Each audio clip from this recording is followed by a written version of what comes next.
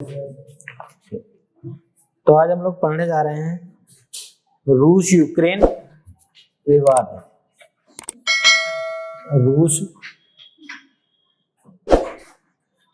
Ukraine विवाद। कुछ लोग इसको विवाद ही बोलते हैं, कुछ लोग संकट भी बोलते हैं। आखिर है क्या चीज ये? किन लोगों के लिए विवाद है और किन लोगों के लिए संकट है, तो वो समझ लेंगे।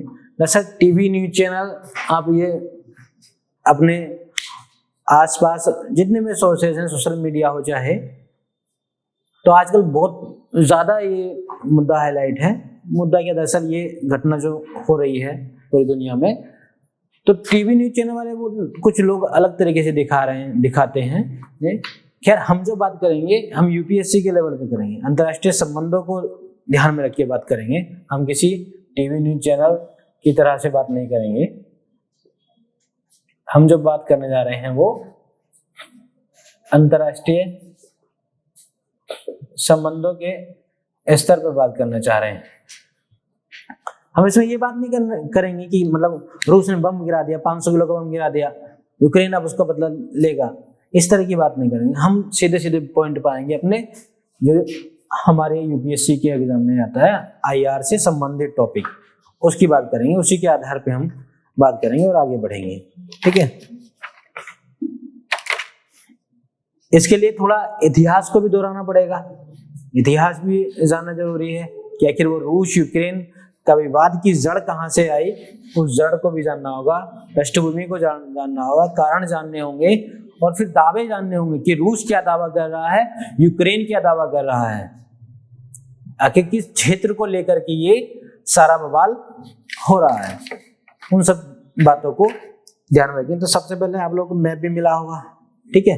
मैप को देख लेंगे, बुकलेट मिली है उसको भी देख लेंगे, ठीक है। मैप खोल लीजिए आप लोग।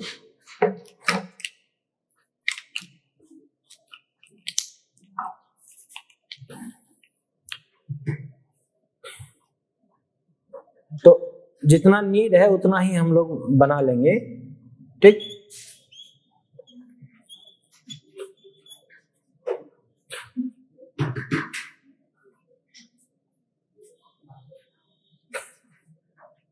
तो ये रूस का क्षेत्र है, ठीक है।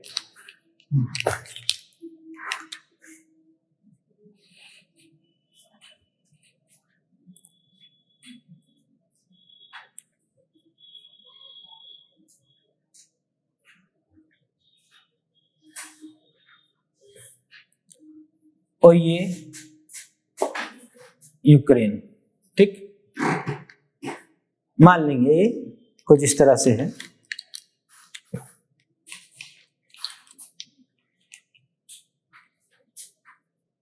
और ये जो हमने कुछ जगह निर्धारित की हैं, इनके भी अलग अलग नाम है। जैसे कभी यूक्रेन का हिस्सा रहा वो क्रीमिया।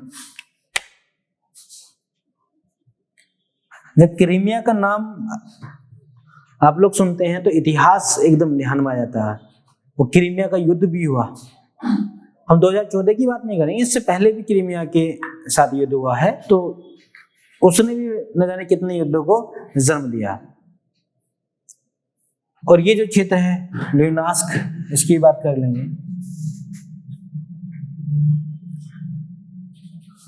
ल्यूनास्क,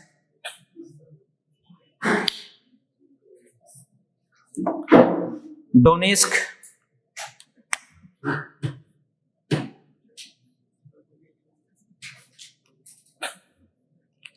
जो कि यूक्रेन के क्षेत्र है,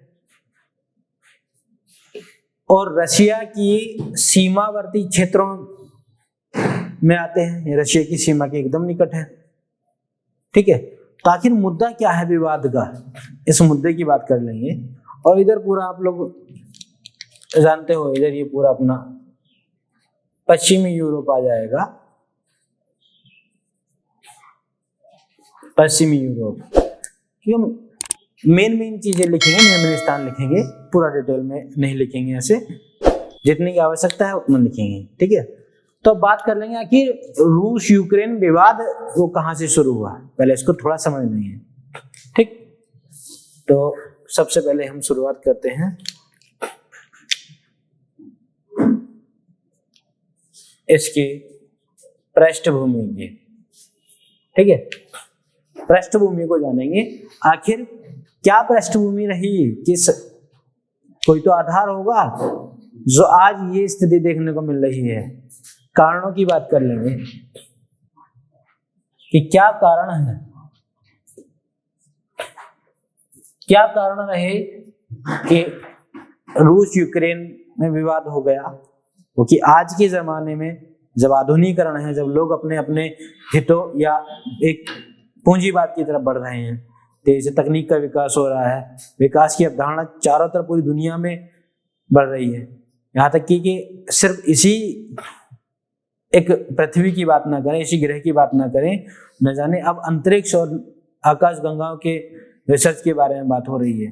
तो ऐसे जमाने में युद्ध जो है होना या विवाद होना कितनी गलत बात है। तो आखिर देखते हैं वजह क्या है, कारणों की बात कर लेंगे और फिर तर्क क्या है, और रूस या यूक्रेन क्या तर्क देता है, दावा क्या करता है, उन तर्क और दावों की बात कर लेंगे। भाई विवाद हुआ तो दो व्यक्ति हो चाहे दो राष्ट्र हो, अब उनमें विवाद होगा तो सबसे पहले एक दूसरे पे आरोप लगाएंगे ना, आरोप प्रत्यारोप लगेंगे कि मेरा तर्क ये है, मेरा दावा ये है, उसका दावा ये है। तो देख लेंगे तर्क या दावा क्या है। और इन सब के बीच में जो सबसे ज्यादा एक नाम का जिक्र हो रहा है वो नाटो।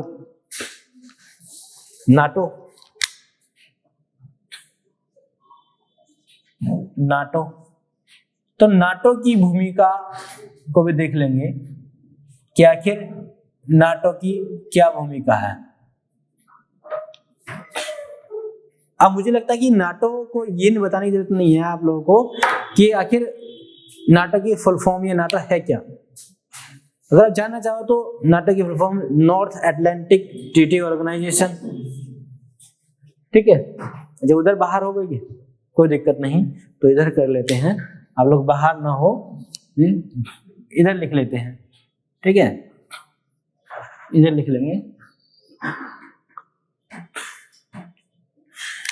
क्योंकि ये दिखाना था कितना। ठीक है, तो इसको अभी साफ नहीं कर रहे हैं, बाद में देख लेंगे, कोई दिक्कत नहीं। तो फिर इसके बाद हम बात करेंगे, इधर से घुमा देते हैं। ठीक है बेटा, अब ठीक है, नाटो की भूमिका।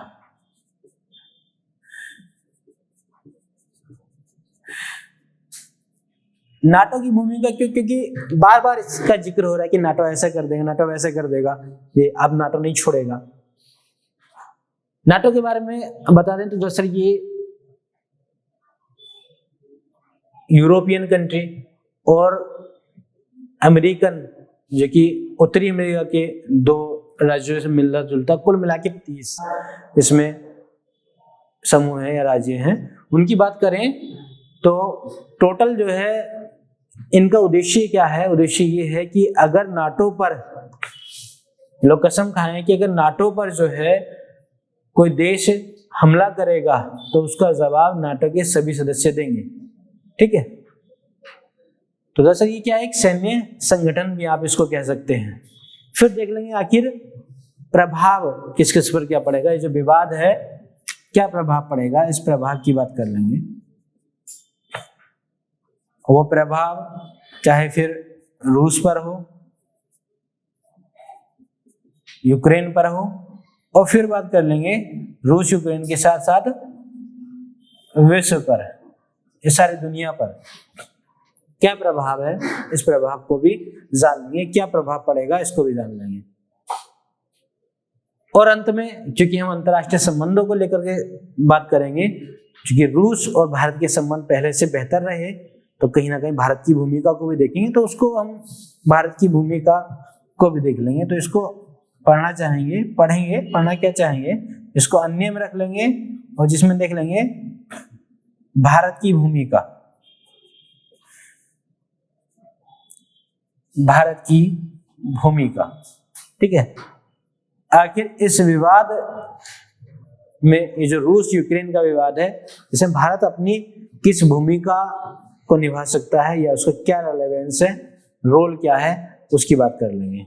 ठीक है, तो सबसे पहले पृष्ठभूमि की बात करें तो इसमें ऐसा नहीं कि बात करें कि रशिया ने सिर्फ और सिर्फ अभी ये यूक्रेन पे युद्ध किया है। रशिया ने पहले भी जो है कई युद्ध किए हैं, यूक्रेन पे नहीं। वो अगर बात करें तो क्रीमिया पे भी हुआ वर्ष 2014 में। उससे पहले की अगर बात करें तो 1905 में जब आप आए हुए तो आपने पढ़ा भी होगा इतिहास में, रूस जापान का युद्ध, रूस जापान का युद्ध हुआ। और वो किस लिए हुआ था? क्योंकि चीन के मंचूरिया क्षेत्र को लेकर के युद्ध हुआ था। और इतना ही नहीं, रूस की जनता ये भी बता रही थी, क्योंकि रूस की जनता उस टाइम पे अगर बात करें तो ऐसे ऐसे शासक रहे रूस में जो कि दमन करते थे, वो किसान वर्ग हो, मध्य वर्ग हो, उनका दमन होता था। तो रूस की जनता खुद जो है ताइमाम मचा रही थी कि भाई आप युद्ध के चक्कर में ना पड़ो, सबसे पहले अपने जो राष्ट्र है इस जनता को देखिए, इसका उत्थान कीजिए, आप युद्ध के चक्कर में ना पड़िए। मगर फिर भी रूस नहीं माना। कुछ जिद्दी शासकों की वजह से रूस जो है युद्ध में कूद गया और इसका परिणाम ये हुआ कि रूस 1905 में वो रूस जापान युद्ध में पराजय हुआ, हार गया। इसमें इसकी विजय नहीं हुई।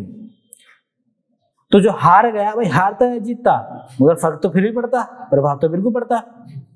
इतना ही नहीं, फिर उसके बाद में आप देखोगे फिर रूस की क्रांति को बढ़ावा मिलता है वर्ष 1917 में। वर्ष 1917 में अगर आप देखोगे तो रूस की क्रांति या बोल्शेविक क्रांति भी इसको बोला जाता है। इसके अलग अलग चरण हैं, अलग अलग फेज हैं। तो इसलिए कहीं बोल्शेविक क्रांति, रूस की क्रांति या सर्वहारा की क्रांति बोला जाता है, क्योंकि वो दबा कुचला वर्ग इसमें शामिल था। और इतना ही नहीं, लेनिन ने मुख्य भूमिका निभाई थी। क्यों? क्योंकि लेनिन वो जर्मनी से सैन्य अभियान करके लौट रहा था, देख रहा था कि जब जर्मनी में सब कुछ एकदम नॉर्मल कर हो गया, तो क्यों हम आज के जमाने में जो 20वीं सदी में हम आज भी गुलामों की तरह जी रहे हैं। इसलिए विद्रोह कर दिया, लेनिन ने नेतृत्व किया और रूस की क्रांति को कहीं ना कहीं आगे चल के बढ़ावा मिला। और इसी क्रम में दरअसल लेनिन चाहता था कि जो रूस को मिलाकर के कुल 15 ये राज्य रहे, तो इन 15 राज्यों का एक अपना समूह, संगठन हो, और जिसका आगे आप जिक्र पढ़ोगे यूएसएसआर जिसको बोला जाता है, यूएसएसआर।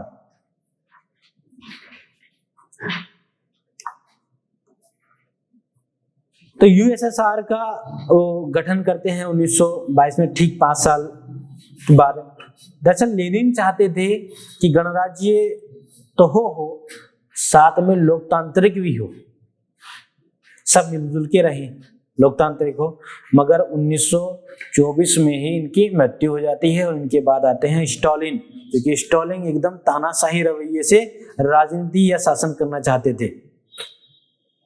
और इसके बाद आप देखोगे द्वितीय विश्व युद्ध होता है, खैर उसमें कोई इतना रोल नहीं रहा। शीत युद्ध में सीधे सीधे टकरार हो गई, वो यूएसएसआर की, सोवियत संघ की और सीधे अमेरिका की। अगर आप शीत युद्ध की बात करेंगे तो 2 महाशक्तियां ही सामने आ रही थी, वो रूस और अमेरिका। शीत युद्ध में वो रूस और अमेरिका। दरअसल नाम से यहाँ पर अंदाजा लगा देते हैं शीत युद्ध। दरअसल शीत युद्ध कोई ऐसा नहीं था कि इसमें मिसाइलें चल रही हैं, बंदूकें चल रही हैं, गोले बारूद ये सब चीज नहीं। इसमें सिर्फ वैचारिक युद्ध हो रहा था, विचारों का, विचारधाराओं का युद्ध। एक तरफ वो रूस की बात करें तो वो साम्यवादी विचारधारा, और अमेरिका की बात करें तो वो पूंजीवादी विचारधारा को लेकर के मतभेद कायम थे।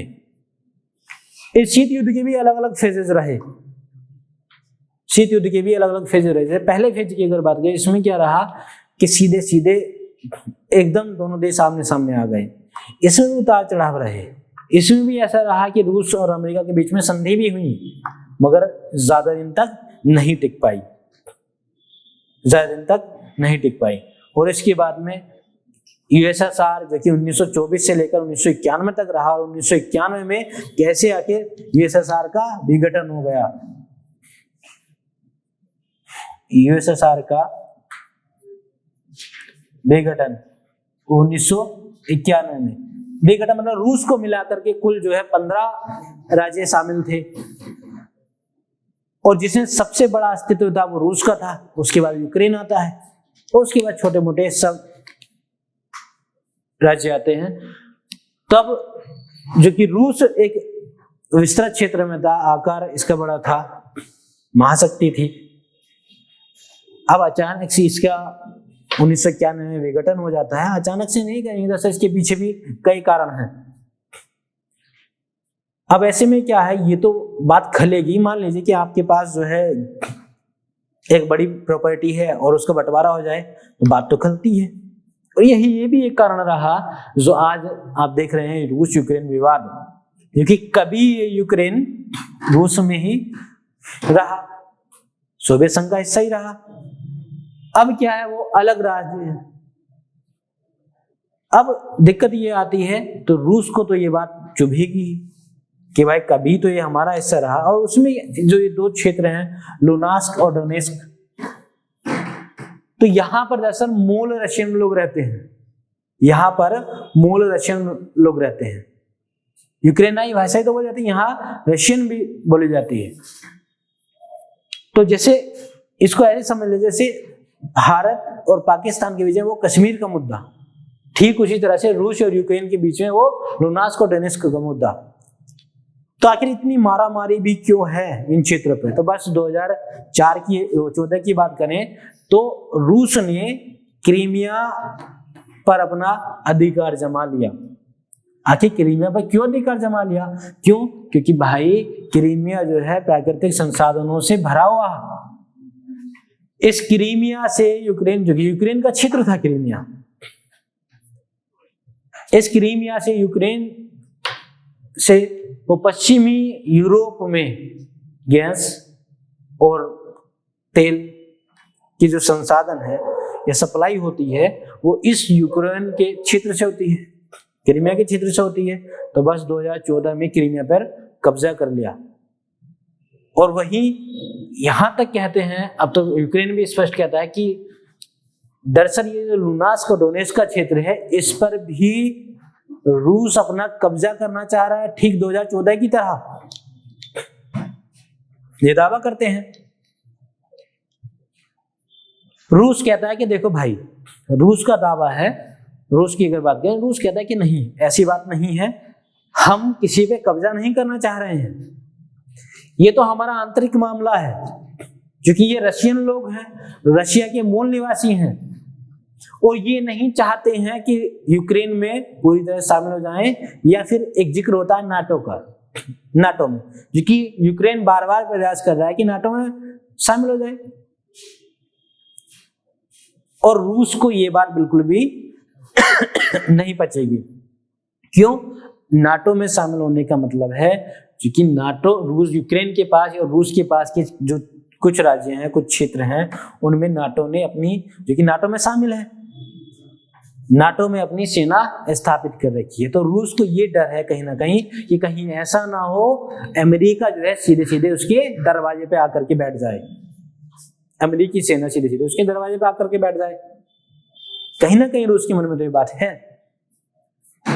तो इसलिए अब रूस के, नाटो कहता है कि आप तो ये, नाटो के कुछ लोग कहते हैं ऐसे कि आप तो ये गलत कर रहे हो सीधे सीधे, आज के समय में ये युद्ध वाली स्थिति क्यों? और कुछ लोगों के मन में ये भी बात है कि अब जो है अमेरिका छोड़ेगा नहीं, कि अब तो महायुद्ध नहीं बल्कि तृतीय विश्व युद्ध हो जाएगा। देखिए, अभी तक शीत युद्ध को ही आप एक नाम से जानते थे, मगर अब लग रहा है कि तीसरा विश्व युद्ध हो जाएगा। मगर क्या ये होगा ऐसे? तो उसको भी देख लेंगे।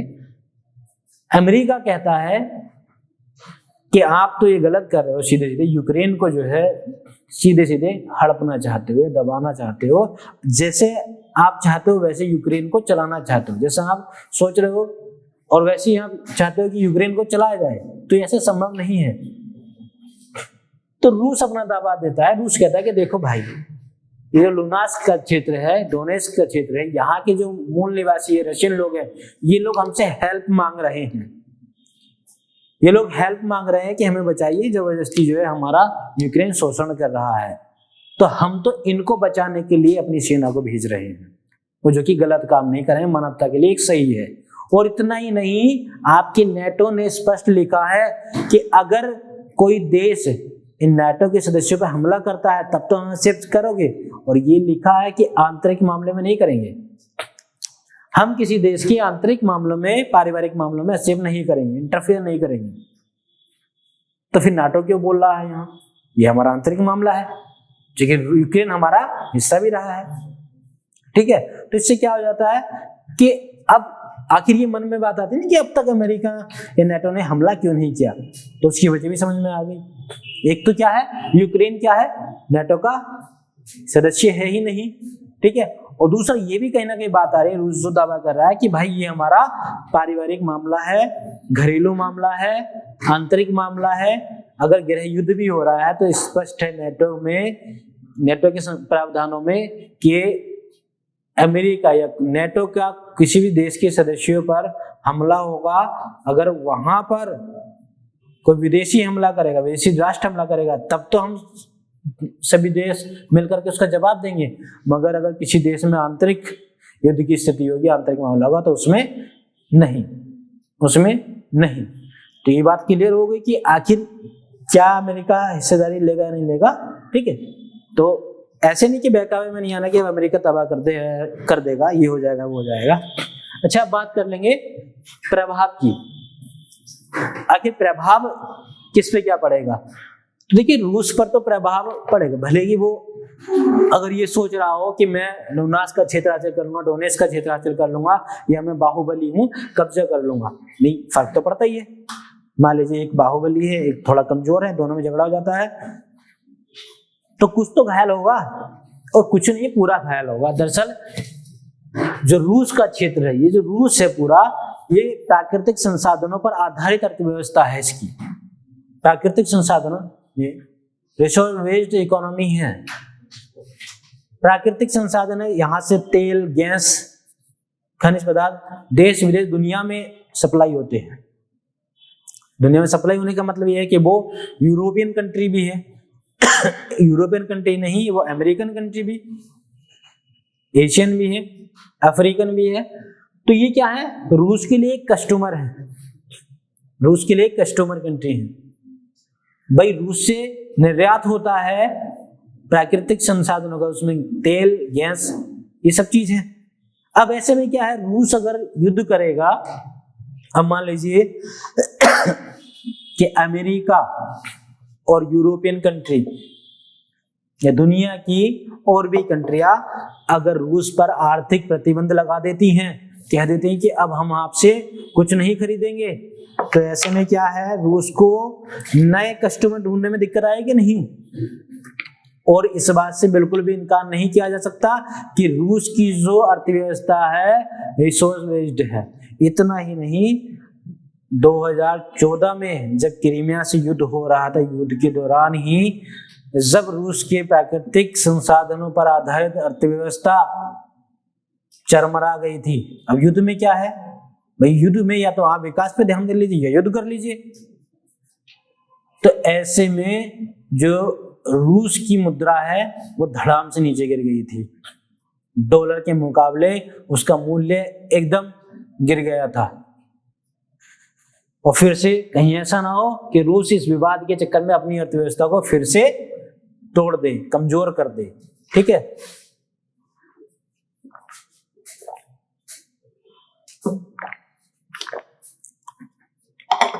अब बात करेंगे यूक्रेन पर क्या प्रभाव पड़ेगा। तो यूक्रेन तो लुट जाएगा, लुटा ही है वो तो बेचारा, पहले क्रीमिया ले लिया, अब लुहांस्क, डोनेट्स्क ले लीजिए आप। और न जाने जनहानि तो कितनी होती है युद्ध में, जनहानि तो होती है, और आप देख भी रहे होंगे टीवी न्यूज चैनल्स पे कितनी घटनाएं हो रही हैं। इतना ही नहीं, यूक्रेन के प्राकृतिक संसाधन भी उससे धीरे धीरे छिन जा रहे हैं। अब बात करने की दुनिया पर क्या फर्क पड़ेगा, विश्व पर क्या फर्क पड़ेगा। तो दुनिया पर भी इसका ठीक ठाक प्रभाव पड़ने वाला है। हो सकता है कि वह युद्ध की स्थिति है, तो इसमें चूंकि रिसोर्स बेस्ड इकोनॉमी दोनों राष्ट्रों की रही, दोनों देशों की रही, तो ऐसे में क्या है, कहीं ना कहीं गैस और तेल के दाम भी महंगे होने की संभावना है। कहने का मतलब ये है कि कहीं ना कहीं महंगाई भी बढ़ सकती है, महंगाई बढ़ने के चांसेस है। और जब महंगाई बढ़ेगी तो दुनिया पर प्रभाव पड़ेगा कि नहीं, अर्थव्यवस्था में प्रभाव पड़ेगा। ठीक है, तो ये एक प्रभाव आप दुनिया के लिए भी देख सकते हैं। अब जो अंत में हम पढ़ेंगे वो सबसे महत्वपूर्ण, क्योंकि अपने भारत की भूमिका को देख लेंगे, आखिर भारत की भूमिका क्या रही। अब भारत की भूमिका क्यों जिक्र आया, एक तो रूस से भारत के संबंध बेहतर थे, और दूसरा ये है कि भारतीय छात्र जो कि मेडिकल लाइन से संबंधित हैं वो यूक्रेन में जाकर के पढ़ाई कर रहे हैं। एमबीबीएस की, जैसे अपने एमबीबीएस की होती है डॉक्टर लाइन की पढ़ाई, यूक्रेन में कर रहे थे। और हालिया खबर भी आई कि एक छात्र शायद वहां पे शहीद हो गया इस विवाद में। आखिर उसको क्या कसूर था? ठीक है, तो ऐसे में भाई भारत सरकार तो चुप नहीं बैठेगी, बिल्कुल चुप नहीं बैठेगी। तो जो भारत रत्न ही बोलेंगे, जो स्टूडेंट, जो विद्यार्थी यहाँ से विदेश में पढ़ रहे हैं, अपने घर छोड़े बैठे हैं, तो भाई उनका भी तो बलिदान है। वो भी अगर चाहते कि अपने घर में बैठ के पढ़ते, घर की रोटियां खाते, वो कैसी स्थिति में रह रहे हैं, कैसी स्थिति में बच्चा रह रहा है, पढ़ रहा है, वो विदेश में रह करके, ना उसका कोई अपना सगा है, ऐसे में उसका सगा है तो भारत की सरकार है। तो भारत तो चुप नहीं बैठेगा, और भारत चुप बैठा भी नहीं है। जब भारत के, चाहे वो विद्यार्थी हो या भारतीय नागरिक हो, इन पर जब आफत आई है या कोई मुसीबत आई है विदेश में, तो उसको भारत की सरकार ने ठीक ठाक हैंडल किया है। कई ऑपरेशन भी चलाए हैं।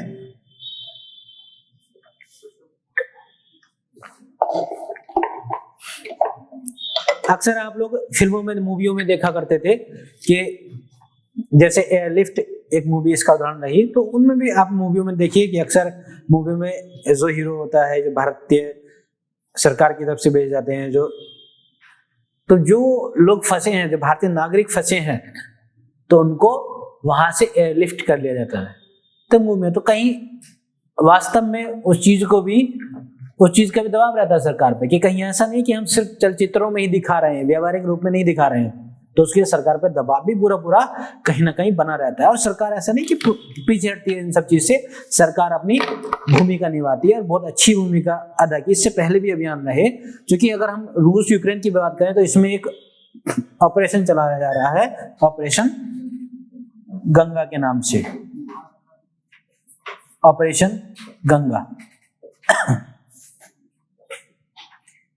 इससे पहले भी कई ऑपरेशन चलाए हैं भारत ने, जैसे यमन में 2015 में की अगर बात करें तो जो यमन का जो भीतरी संघर्ष था, उसमें ऑपरेशन राहत चला गया था भारत सरकार के द्वारा। जो यमन में फंसे हुए लोग हैं उनको निकालने के लिए, भारतीय नागरिक हैं उनको निकालने के लिए। इसी वर्ष 2015 में नेपाल में जब भूकंप की स्थिति आई थी, तो भारत ने मदद की थी, और भारत ने जो मदद की थी उस ऑपरेशन का नाम था भारत मैत्री, मतलब ऑपरेशन मैत्री। ठीक है, भारत के द्वारा चलाए गए ऑपरेशन का नाम था ऑपरेशन मैत्री। इतना ही नहीं, जो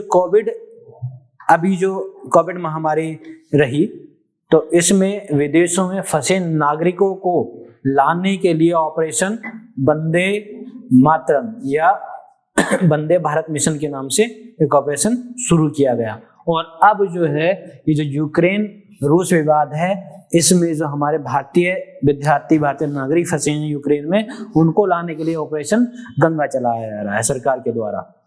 आखिर ऑपरेशन गंगा, इसका नाम क्यों रखा गया? ऐसे नाम कहां से आते हैं, इनोवेशन ये कहां से होता है? तो जैसे इसके पीछे कुछ लोग तर्क दिया जा रहा है, इसके पीछे ये है कि ऑपरेशन गंगा ही नाम क्यों दिया गया, क्योंकि दरअसल भारत में जो गंगा नदी है उसको माँ का दर्जा दिया गया है। गंगा माँ बोलते हैं कि नहीं? और जिस तरह से माँ कभी अपने बच्चों को किसी भी संकट की स्थिति में अकेला नहीं छोड़ती है, जिस तरह से किसी भी संकट की स्थिति में माँ अपने बच्चे को अकेला नहीं छोड़ती है, खुद पे आंच आ जाए मगर बच्चे को सेफ कर लेगी, बचा लेगी। इसीलिए नाम दिया गया है ऑपरेशन गंगा, भारत सरकार के द्वारा, मोदी जी के द्वारा ऑपरेशन गंगा चलाया गया। और जो यूक्रेन में फंसे छात्रों को लाने के लिए हर संभव प्रयास किया जा रहा है और लाए भी जा रहे हैं। इसमें भारत सरकार वार्ता भी कर रही है। अब जरूरी है कि भारत सरकार अपने रूस के और भारत के संबंधों से कुछ तो फायदा उठाए। इसलिए कहा जाता है कि भारत की भूमिका कम नहीं है, इस विवाद में भारत की भूमिका ठीक ठाक है। अगर भारत सरकार जो है अपने सूझबूझ से कदम उठाए और रूस से इस बात के लिए एग्री कर ले कि भाई देखिए, अगर हमारे जो कीव है यहाँ पर, कीव जो कि यूक्रेन की राजधानी है, तो कीव की और रूस की अगर बॉर्डर की बात करें तो वो 50 से 100 किलोमीटर के दायरे में ही आती है, या कुल मिला के यूक्रेन और रूस के बॉर्डर की बात करें तो 50 किलोमीटर का ही अंतर है सिर्फ और सिर्फ।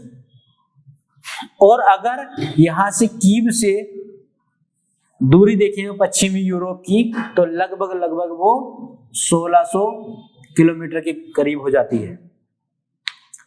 तो अगर ऑपरेशन गंगा को सफल बनाने के लिए भारत सरकार रूस में ठीक ठाक दबाव बना सकती है कि भाई देखिए, आपके हमारे संबंध परंपरागत रहे हैं, ऐतिहासिक रहे हैं, तो हमारे जो स्टूडेंट हैं, जो भारतीय बच्चे हैं, नागरिक हैं, यहाँ पर जो पढ़ाई करने के लिए आए थे, तो उनके लिए मौका दीजिए भाई, उनको हमें निकालना है। तो अगर वो बच्चा, आप उसको चांस दे रहे हो, रशिया से बात हो जा रही है भारत सरकार की, तो ये तो बेहतर होगा कि सिर्फ 50 किलोमीटर की दूरी तय करनी है उसको।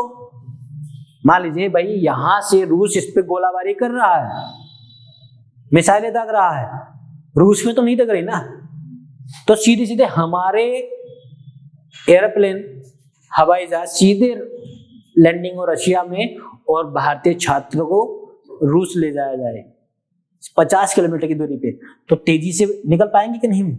जो विद्यार्थी हैं, नागरिक हैं, और भारतीय नागरिक तेजी से कम दूरी तय करनी पड़ेगी, कम समय में आ जाएंगे और सीधे यहाँ से एयरलिफ्ट करके अपना इंडिया में आ जाए।